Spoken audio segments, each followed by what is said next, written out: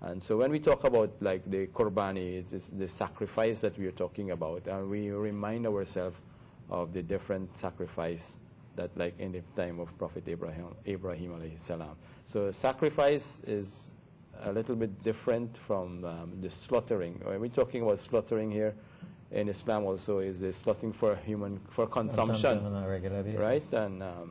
And the main idea about it is you mention Allah's name. And as we also see in the verses of the Quran, in Surah 5, Ayah 5, Allah subhanahu wa ta'ala telling us also about the food of the people of the book. The people of the book are the Jews and the Christians.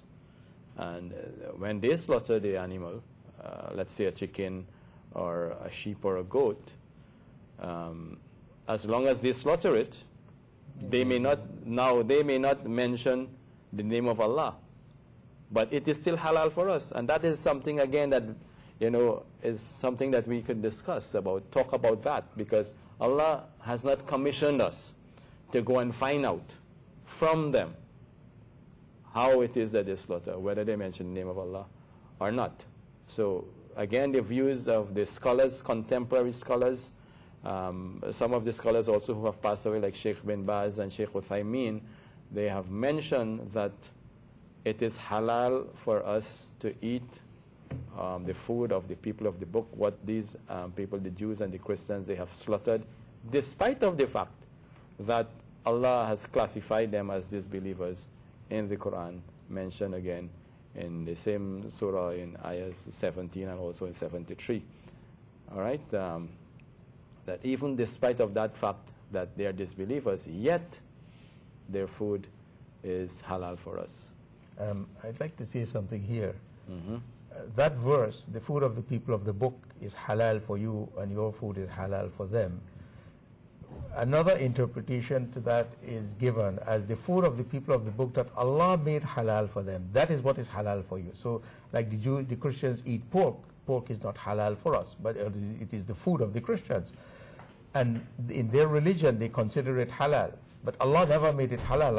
Allah subhanahu wa ta'ala has made it haram. So there is this difference, that the food of the people of the book that Allah made halal for them, that is halal for you. So for example, when the Jews slaughter the animal in the way that Allah subhanahu wa ta'ala has prescribed, the same way that we slaughter, then they call it kosher. So the kosher meat is Allah made that halal for them, that is what is halal for you. And what Allah did not make halal for them, they electrocute the animal, whatever they do to the animal, Allah subhanahu wa ta'ala did not make that halal for them, and therefore that also is not halal for you. So there is this difference of view. Yes, we have a number of contemporary scholars who have said that any food of the Jews and the Christians you can eat, but there are others who hold no. Only the food of the Jews and the Christians that Allah subhanahu wa ta'ala made halal for them, only that is halal for you. So we have that difference. So but today we can have a different...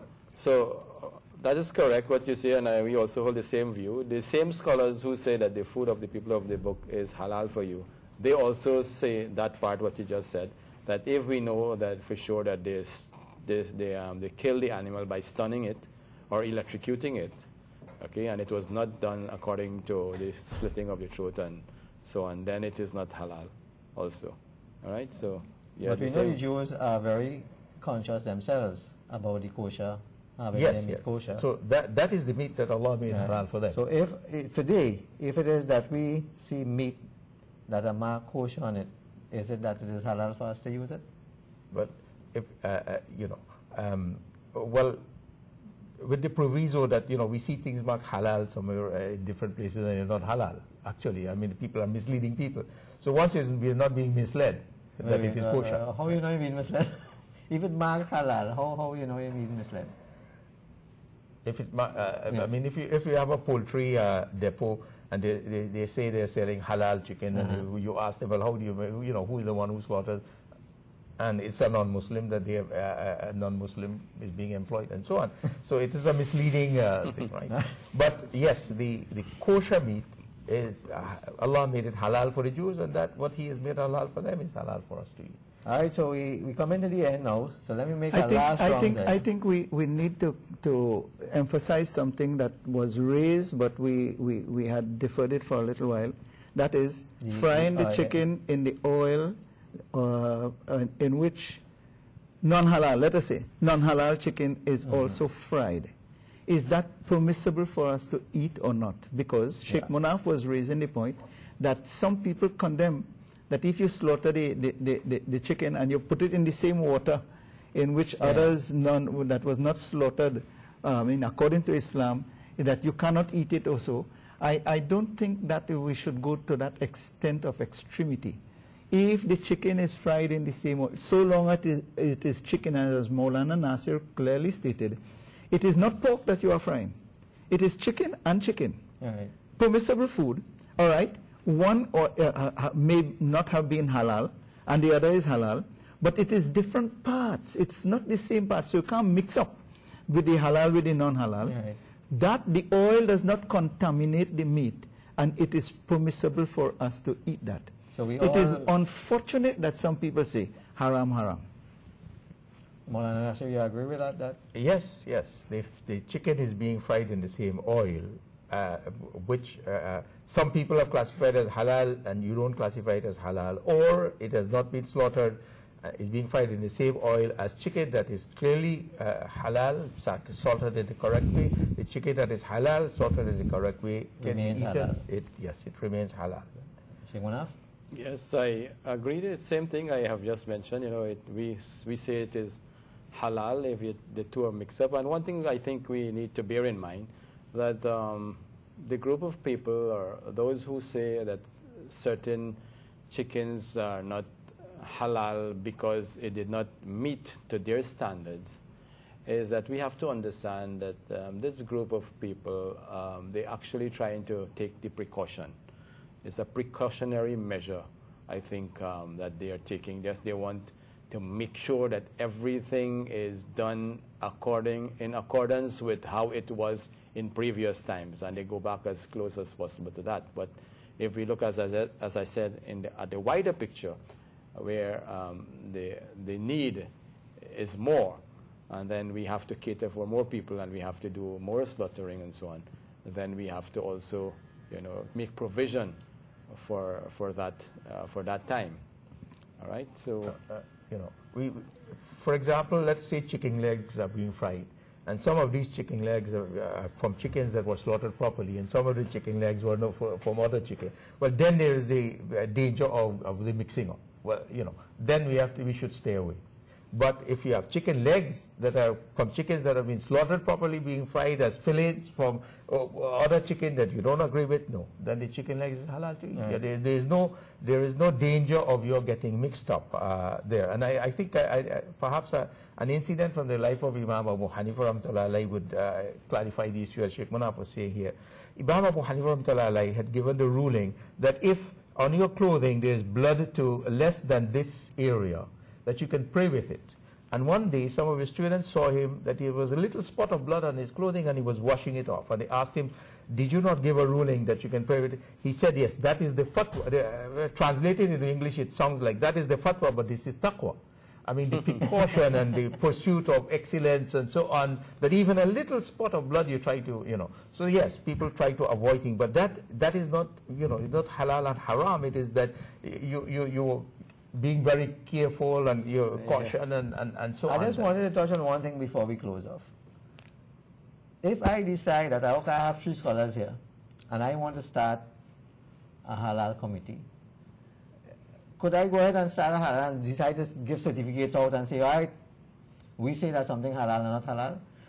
The reason being is that this lends some level of confusion to an issue. Shouldn't we, on one hand, try to have a consensus as far as possible within the Muslim community on issues such as this that affect the total Muslim community? What I believe is whether you have a consensus or not, whoever is giving guidance to the people should be honest and impartial and tell them all the sides. Don't only say that this and all the others are not permissible. Because we see here from fatwas, even from scholars belonging to a particular group, they may have variations with regards to their opinion. So that it is, I believe it is unfortunate that we take a hardline position and say this or not this. Maybe you do not know if those who given the guidance, they have ulterior motives. They maybe have other reasons other than theology with regards to saying, don't eat this chicken and only eat this one. There might be, God knows.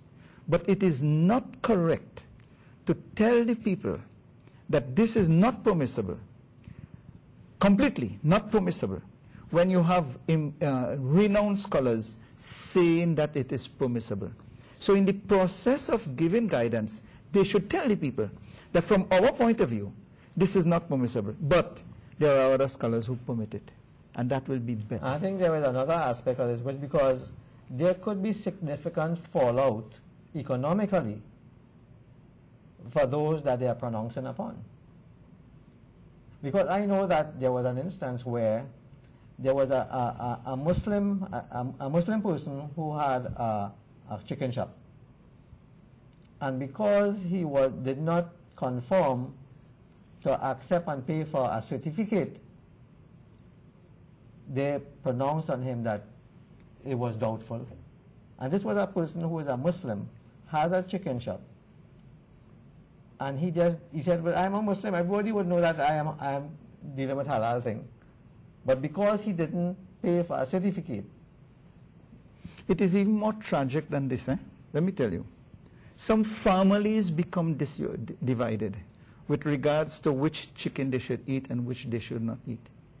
In spite of the fact that theologically, a lot of the scholars will consider all these chicken produced here in Trinidad, most of them, they are halal. You see?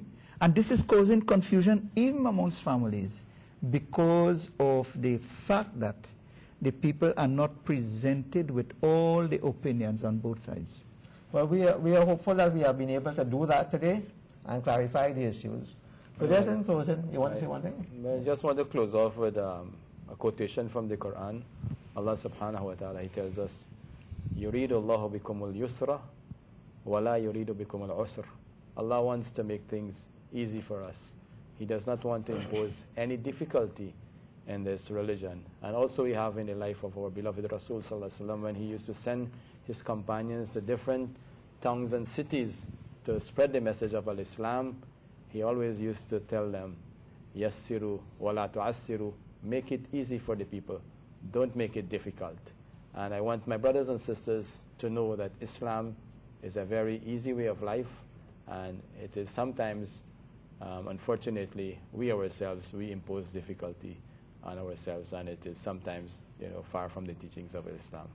Nasser, closing remarks? Yes, I think we need to sum up that we here are all agreed that using the controlled stunning that is being done in the poultry industry is permissible, and that those birds that may die before the slaughtering, they're not lawful to eat, and those are separated. And so we all agreed about that, and also that chicken that is certified as halal by everybody, if it is being fried in oil that is considered halal by some and not halal by others, that the chicken that is certified as halal by everyone will still be halal to consume. And there is nothing wrong with consuming that chicken. It is not haram, it is not against the laws of Islam. And brothers and sisters, as we close, I would just like to say that we are supposed to be the exemplars of the society. And we have to understand that in the future, and even today, we are now encompassed with technology. That is where the life is. And we have to understand Islam does not stand still. We move forward with what is happening in the world. Every aspect of technology is what God has given to us to improve our lives, to deal with issues that surround us, to help us to cope with the volumes of people that we now have in the world. And we have to understand that. And the people who adjudicate on fiqh issues have to understand that also. And unfortunately, some are more backward than others. And we are not keeping abreast, and we are not moving forward, we are not thinking ahead.